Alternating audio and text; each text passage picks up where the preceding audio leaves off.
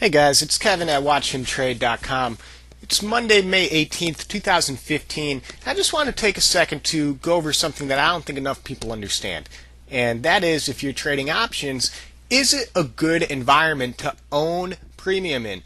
Owning premium means that you buy calls or you buy puts. If you're doing either of those two things, you own premium.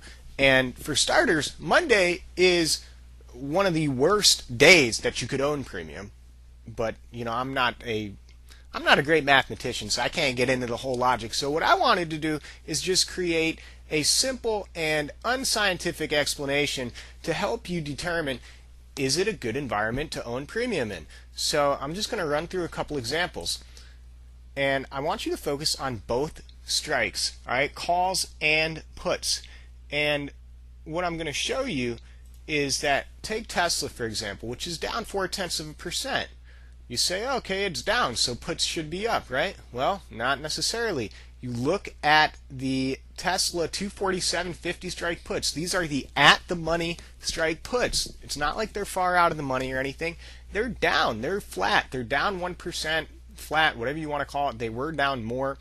And then you look over at the call side. They are down 18%. All right? So Tesla, if you see that neither calls or puts are giving a gain, then it is not a good environment to own premium in on Tesla. Running down the list, you look at Netflix. Again, the at-the-money strikes on Netflix. Stock is up slightly, but you look at the 615 strike calls at the money, they're down 8%. The 612.50 strike puts, which are at the money, are down 15%. Both sides not performing well. Doesn't matter if you own puts or calls on Netflix today, you are losing money. Looking at Amazon, same exact deal here, right? Stock is up a little bit. You look at the 425 at the money strike puts, they are down 14%. The 427.50 strike calls at the money, they are down 5%. So the key takeaway here, if you're looking for that simple, unscientific answer, is it a good environment to own premium in, puts or calls? Pull up the at-the-money strike. The at-the-money is the strike that is one nearest the money. So like right now on Amazon, for instance, it's at 426s. So that means the 425 strike calls are in the money, and that the 427.50 strike calls, they're the next one up. They are at the money. Anything above 27.50 is out of the money. On the put side, the 427.50 strike puts would be in the money, and then the 425 puts, the next strike up, if it continues to go lower, are at the money. So the way you figure this stuff out is just take the at-the-money strike call, the at-the-money strike put, see what the percentage movement is on those. If they haven't moved, if they're both down, that tells you that neither side is working, puts or calls, and it's not a good environment to own premium in. You can see it again on Twitter here.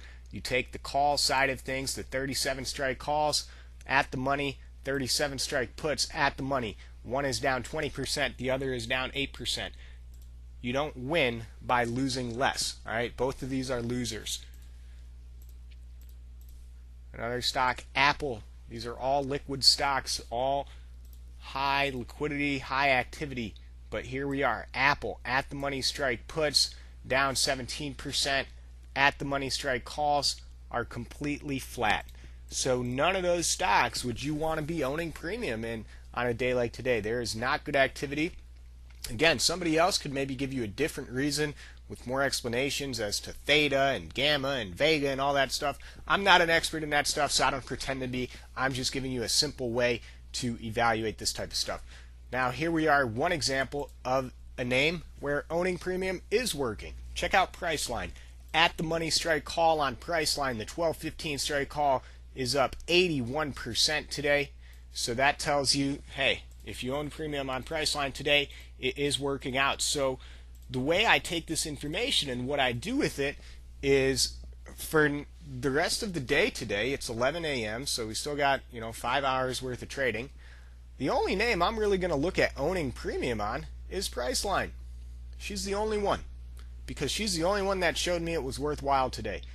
Everything else, Tesla, Netflix, Amazon, Twitter, Apple, I am not going anywhere near premium on those. If anything, I will sell a premium on them, but there's no performance there. So why am I going to look to own premium? I'm not. So just to recap, simple way to determine if it is a good environment to own premium in is to just pull up the at the money strike call and the at the money strike put and see if either of those are performing well. If they are, for instance, like on Priceline, where we have a nice 80% move here on the call side, then that tells you, all right, it's working if you own premium in this environment on Priceline. But if they're not, like on a Tesla, where both puts are either flat or down and calls are down, then you know to stay away. Don't get caught holding premium on something that isn't performing. You will lose money and you won't have fun. Thanks. Good luck.